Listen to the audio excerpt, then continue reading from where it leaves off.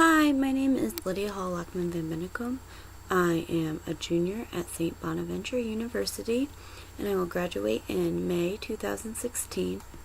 I will graduate with a triple certification in early childhood, special ed, and elementary education. If you had asked me 4 years ago what my major in college would have been, I would have told you anything in science. And at that moment, if you had told me I was going to be an education major in 4 years, I would have looked at you like you had 3 heads. When I was growing up, I never dreamed about being a teacher. I always wanted to be a doctor or a surgeon. But in my senior year of high school, my life changed, and my passion for education was ignited. In December of my senior year, I went to Nicaragua on a mission trip.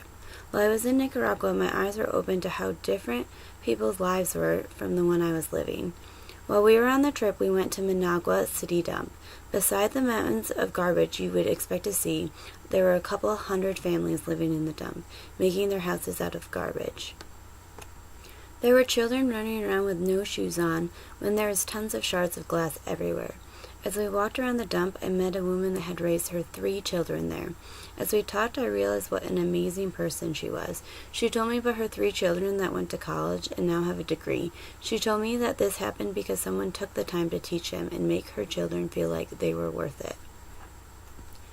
After we left the dump, we went to a place called Project Chacosente, which was a neighborhood community that had pulled families out of the dump and helped them create a house and a life in the neighborhood.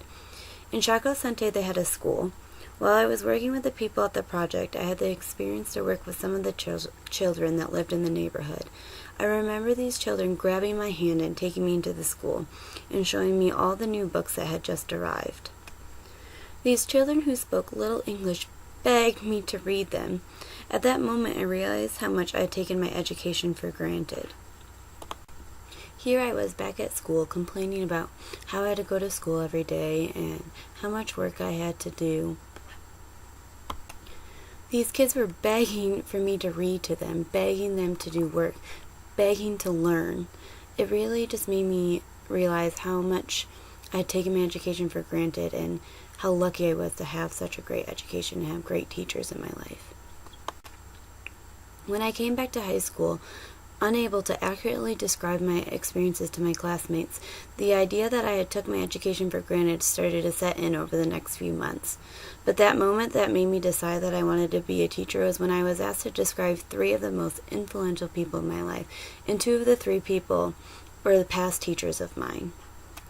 One of the most influential teachers that I've ever had was influential in my life because he always encouraged me to learn and taught me what I could do with what I've learned in chemistry and how I can change the world and how teachers have such a great influence.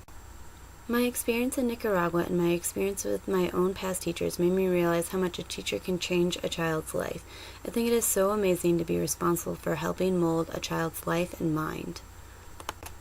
But since my time in Nicaragua, I've had more experiences with children, particularly in a teaching sense, and I've realized that not only do I have a chance to change their lives, but they are constantly changing my life and the way I view life.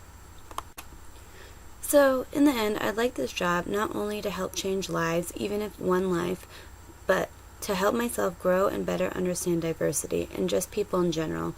I also think it's important to make sure that students understand how powerful an education is and how fun learning can be.